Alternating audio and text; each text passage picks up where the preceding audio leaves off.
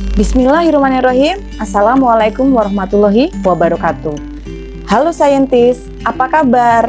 Bagaimana harimu? Ibu harap kalian tetap dalam keadaan sehat walafiat, tidak kurang suatu apapun. Jangan lupa tetap jaga kesehatan, makan selalu makanan yang bergizi. Oke, hari ini kita akan belajar tentang perkembangbiakan pada tumbuhan. Kalian akan belajar bagaimana cara tumbuhan berkembang biak dan apa saja alat-alat perkembangbiakan pada tumbuhan. Baik, mari kita ikuti video berikut ini. Saintis, hari ini kita akan belajar tentang perkembangbiakan atau reproduksi pada tumbuhan. Kompetensi dasar dari materi ini adalah menganalisis sistem perkembangbiakan pada tumbuhan dan hewan, serta penerapan teknologi pada sistem reproduksi tumbuhan dan hewan.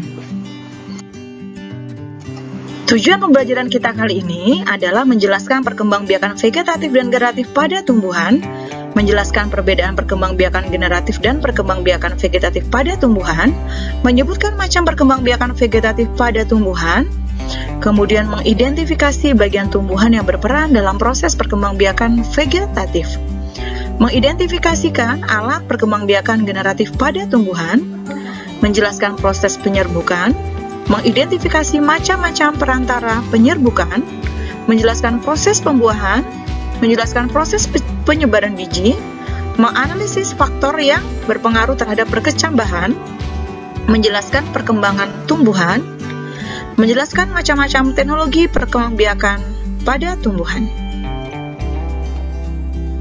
Saintis, apa yang disebut dengan reproduksi pada tumbuhan?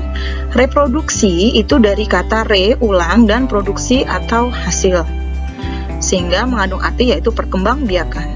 Perkembangbiakan pada tumbuhan dibedakan dalam dua cara berikut. Yang pertama adalah perkembangbiakan aseksual, yang kedua adalah perkembangbiakan seksual. Perkembangbiakan aseksual atau vegetatif, di mana perkembangbiakan aseksual yaitu terjadinya calon individu baru tanpa peleburan gamet jantan dan gamet betina. Vegetatif ini dibagi dua, yaitu vegetatif alami, di mana di sini pada perkembangan ini calon individu baru terjadi tanpa peleburan dua buah gamet dan tanpa campur tangan manusia. Ya, jadi kalian harus bedakan ya, kalau vegetatif alami itu tanpa campur tangan manusia. Sedangkan kalau vegetatif buatan merupakan perkembangbiakan dengan bantuan campur tangan manusia. Jadi ada campur tangan manusia di dalamnya.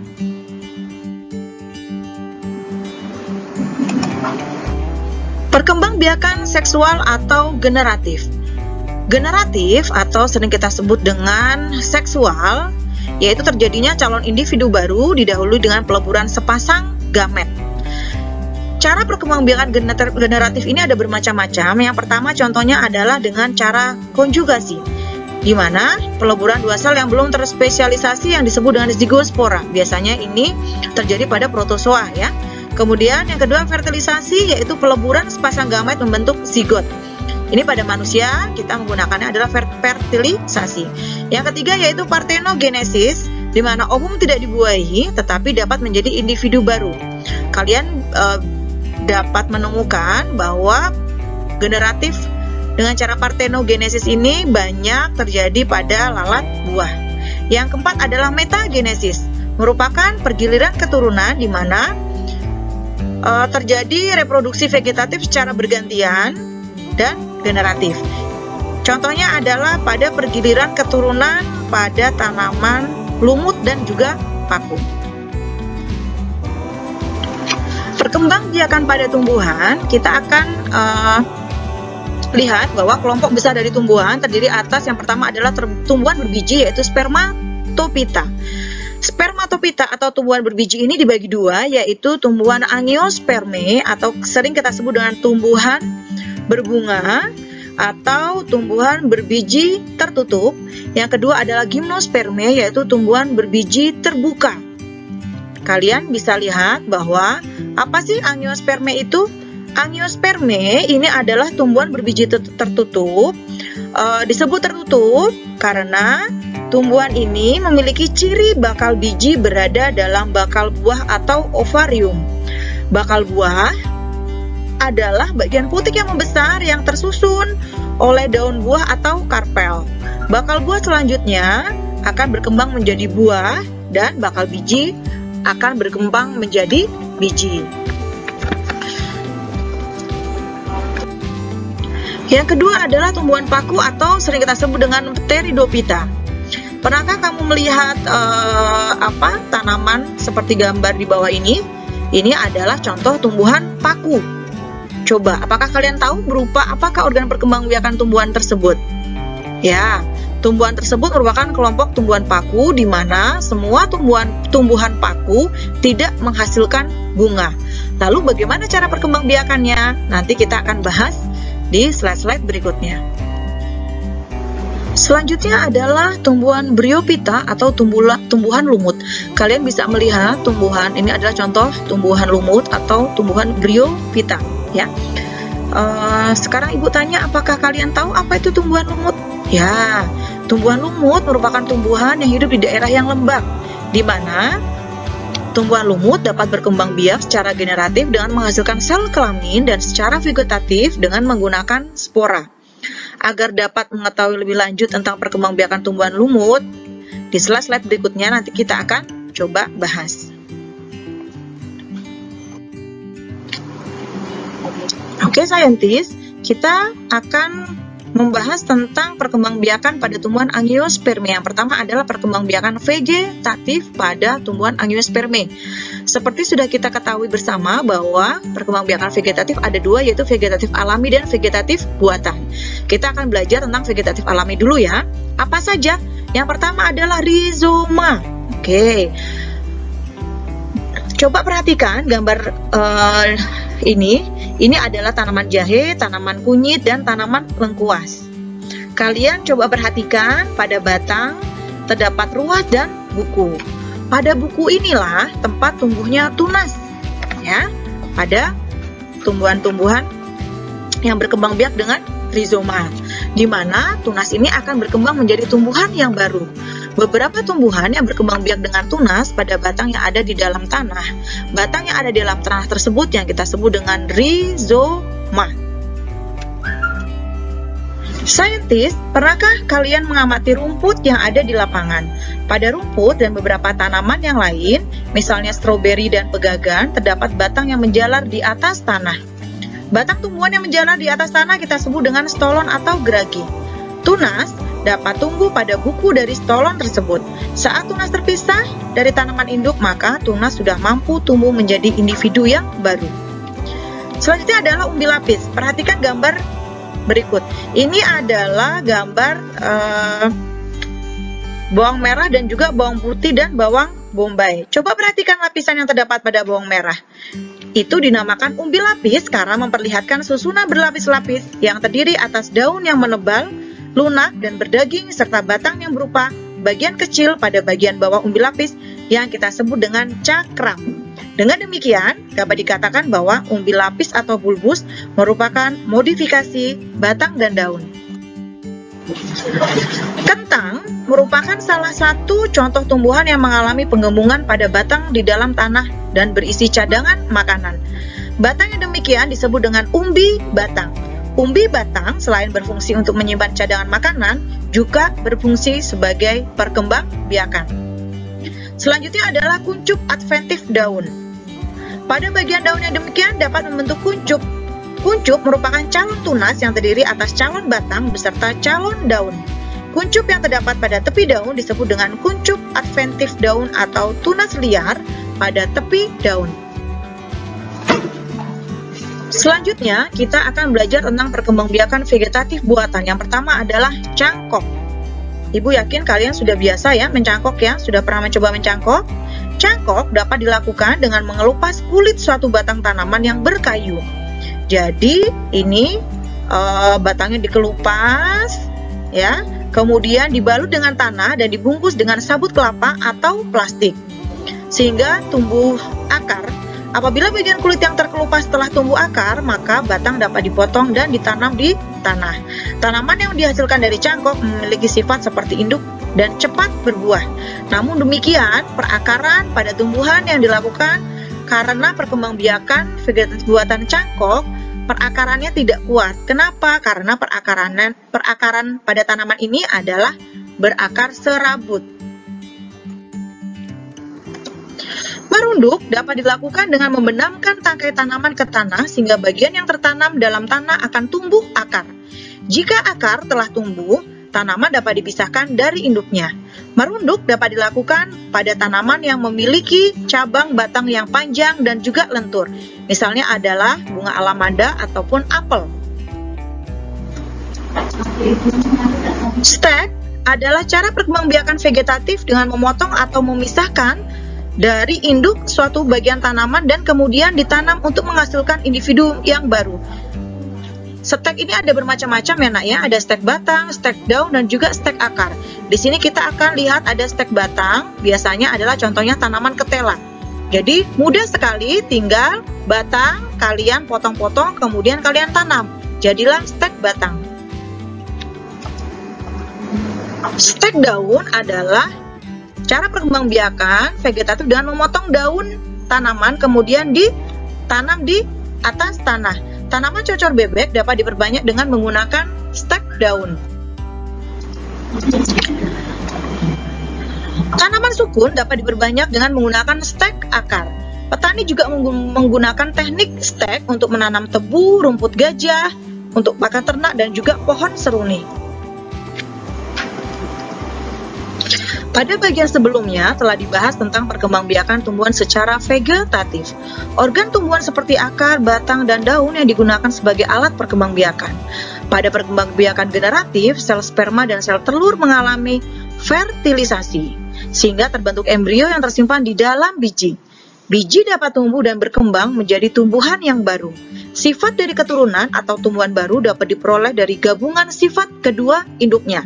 Hal inilah yang menyebabkan sifat keturunan dari perkembangbiakan generatif sangat bervariasi.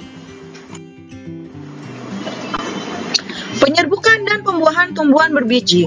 Polinasi atau penyerbukan adalah jatuhnya serbuk sari yang berisi sperma ke dalam atau ke tempat bakal biji yang berovum.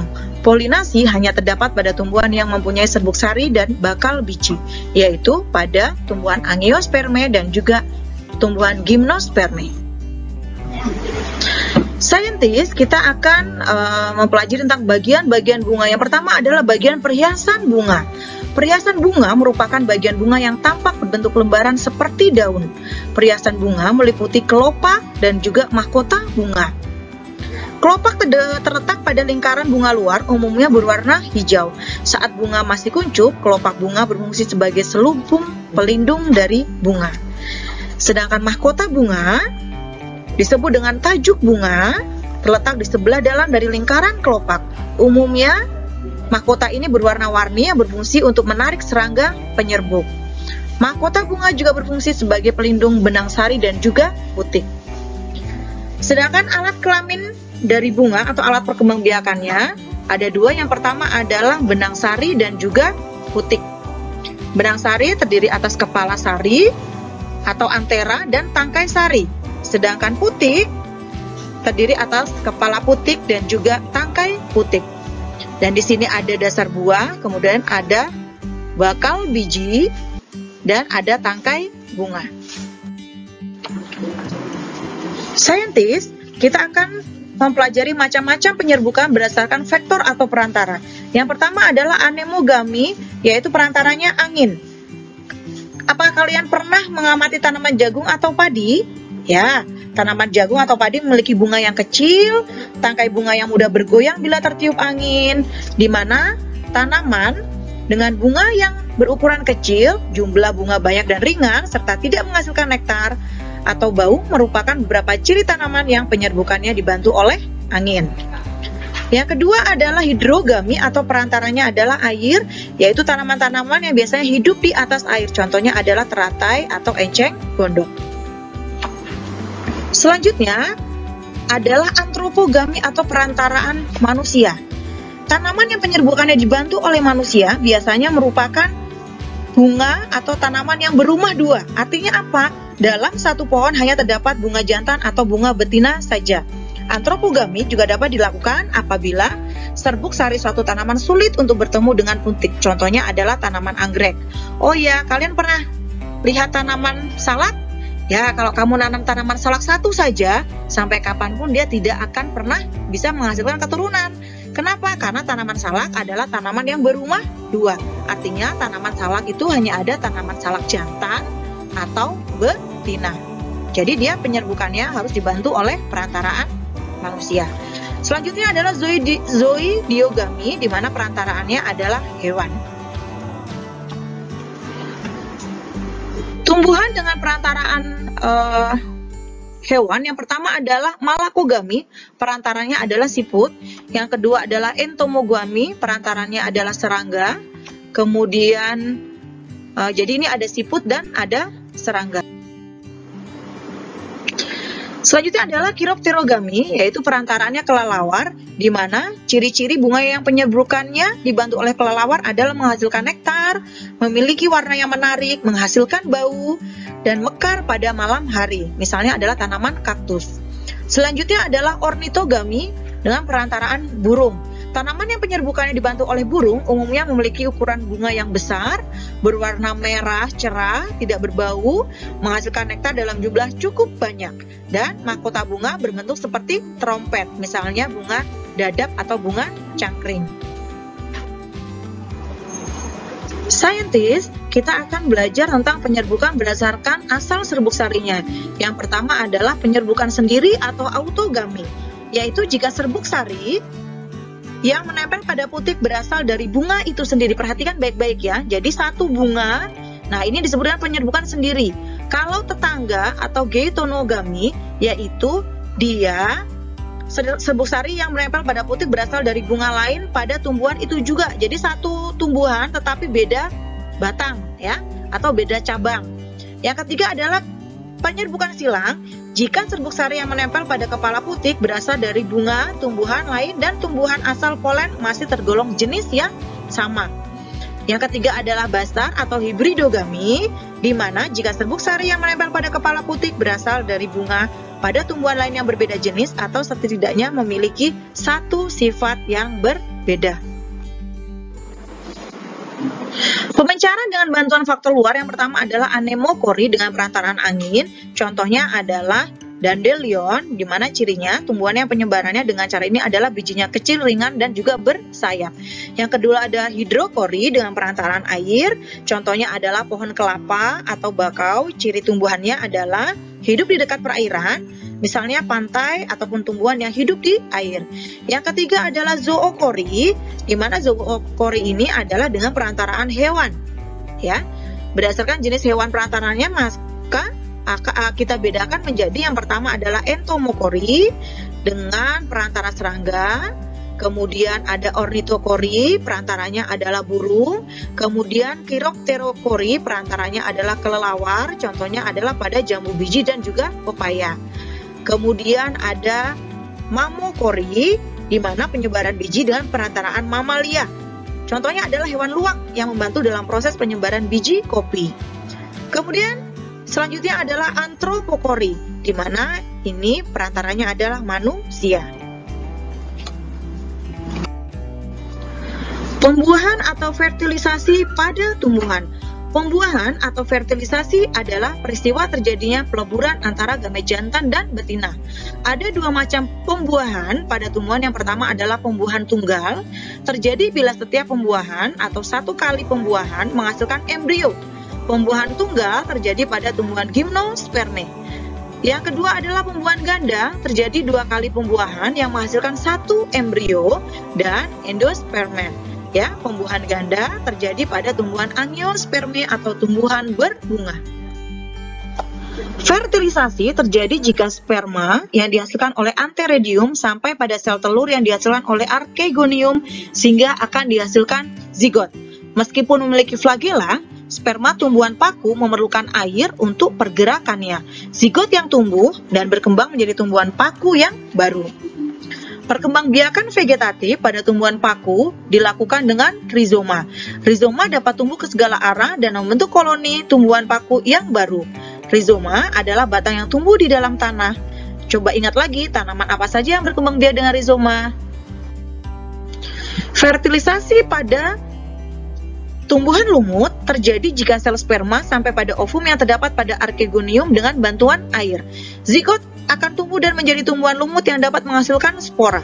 Apabila spora yang dihasilkan jatuh pada tempat yang sesuai untuk tumbuh dan berkembang, maka akan tumbuh menjadi protonema.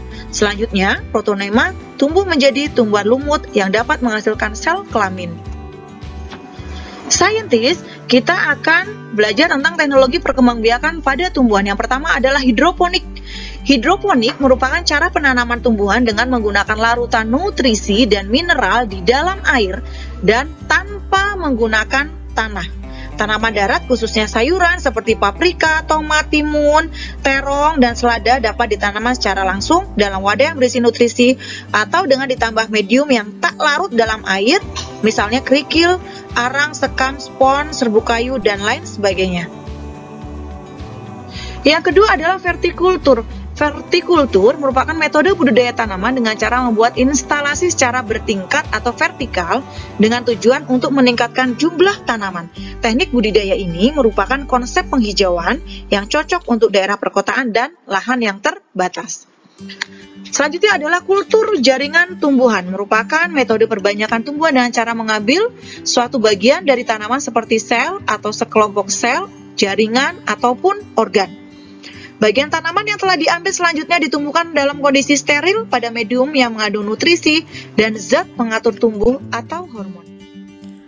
Saintis, kali ini kita akan belajar bersama tentang double fertilization in flowering plants atau fertilisasi ganda pada tumbuhan berbunga atau tumbuhan angiospermae. Di dalam bunga tersebut terdapat organ kelamin betina yang dinamakan dengan putik. Di dalam bakal buah terdapat bakal biji. Di dalam bakal biji membelah satu sel megaspora menjadi 2 megaspora. Kemudian membelah lagi menjadi 4 sel megaspora. Dari 4 sel tersebut, hanya 1 sel megaspora yang dapat bertahan, yang kemudian membesar sampai memenuhi bakal buah yang ada di putik. Mula-mula inti megaspora mengalami pembelahan 1 kali menjadi 2 inti. Salah satu inti bergerak ke arah berlawanan dengan mikropil, dan inti yang lain bergerak ke arah mikropil atau kutub mikropil. Selanjutnya, setiap inti ini membelah sebanyak 2 kali sehingga nantinya akan diperoleh 8 inti, masing-masing kutub dengan 4 inti. 1 inti dari 4 inti pada masing-masing kutub kantong lembaga bergerak ke tengah, sehingga ada 2 inti berada di tengah kantong lembaga. Selanjutnya, inti pada masing-masing kutub dikelilingi oleh sitoplasma membentuk sel. Pada saat inilah kantong lembaga terdiri dari 7 sel dengan 8 inti. 3 sel yang berada pada arah berlawanan dengan mikropil disebut dengan sel antipoda. 3 sel yang lain yang berada dekat dengan mikropil dan 1 sel di tengah merupakan sel telur, sedangkan 2 sel pendampingnya disebut dengan sel sinergit. 2 inti yang berada di tengah kantung lembaga atau 2 inti kantung lembaga primer kemudian bergabung menjadi 1 dan menjadi inti dari sel yang besar dan disebut dengan sel sentral atau sel kantung lembaga. Dalam keadaan ini, maka bakal biji yang sudah mempunyai kantung lembaga masak sudah siap untuk melakukan pembuahan. Sel telur, sel sinergit, dan sel antipoda bersifat haploid, sedangkan sel kantong lembaga yang besar bersifat diploid. Oleh karena sel kantung lembaga lebih besar dibanding sel telur dan sel lain, maka seringkali kita sebut dengan inti kantung lembaga sekunder. Proses yang dimulai dari megaspora sampai terbentuknya kantong lembaga disebut dengan megagametogenesis. Baik, sekarang kita lanjut ke bagian benang sari. Kita akan melihat di bagian anter atau kepala sarinya. Di dalam kepala sari berisi 2 ruang sari atau TK, di mana 1 ruang sari biasanya terdiri dari 2 kantong sari. Serbuk sari terbentuk di dalam kantong sari dan berasal dari sel induk mikrospora. Proses terbentuknya mikrospora ini disebut dengan mikrosporogenesis. Nah, sedang kalian lihat ini adalah proses penyerbukan, yaitu jatuhnya serbuk sari di kepala putik. Sesampainya di kepala putik, inti sel yang ada di serbuk sari tadi ada 3 ya. Yang berwarna putih adalah inti sel vegetatif, sedangkan yang berwarna merah ada 2 itu yaitu inti generatif 1 dan inti generatif 2. Mereka masuk melewati tabung polen atau tabung sari. Nah, ini bisa kita lihat. Inti sel vegetatif akan menghancurkan sel sinergit. Sedangkan inti sel generatif 1 akan membuai ovum sehingga jadilah zigot. Dan inti generatif 2 akan membuahi inti kandung lembaga sekunder yang akan menjadi endosperma. Endosperma ini nantinya akan berfungsi sebagai tempat cadangan makanan. Karena terjadi 2 kali pembuahan oleh 2 inti generatif atau 2 inti sperma, maka pembuahan pada angiospermi dikenal dengan pembuahan ganda. Saintis, itu tadi adalah proses pembuahan ganda pada tumbuhan angiospermi. Mengapa kita sebut bahwa tumbuhan angiospermi mengalami pembuahan ganda?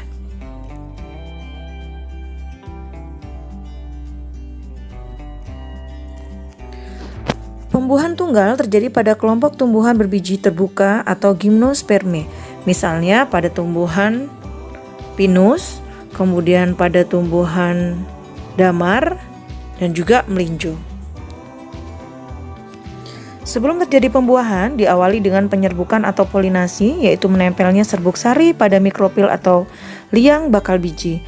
Pada ujung mikropil ini nanti terdapat cairan yang lengket yang sering disebut dengan tetes penyerbukan dan berasal dari jaringan bakal biji di sekitar mikropil. Cairan ini berfungsi untuk mengikat serbuk sari yang menempel pada permukaan mikropil. Cairan tersebut kemudian mengering dan serbuk sari terserap ke dalam ruang serbuk sari. Ya, di situ adalah sedang kalian lihat itu adalah rujung dari betina muda pada tanaman pinus.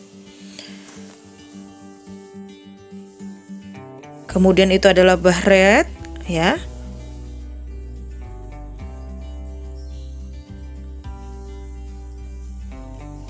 Kemudian di dalamnya ada megasporangium. Kalian bisa lihat. Dan kita lihat itu ada mikrofil. Ini adalah kantung pembuahan yang terhubung dengan megasporangium.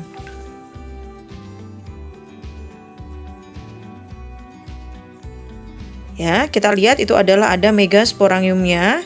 Yang di tengah itu adalah gametofit betina.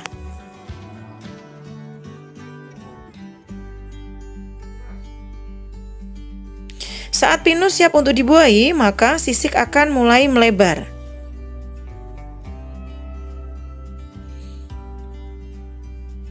Kemudian ya akan datang. Mereka itu adalah gametofit jantannya mulai berdatangan.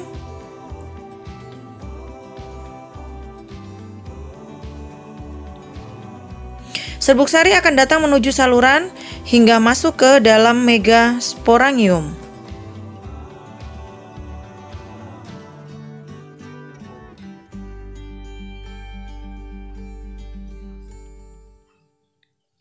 Kemudian gametofit jantan akan menempel pada kantung pembuahan.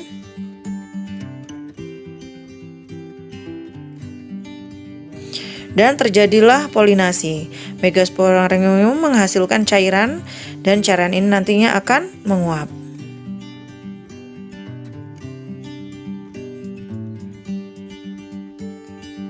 Sehingga gametofit jantan bisa membuahi gametofit betina yang berada di dalam megasporangium.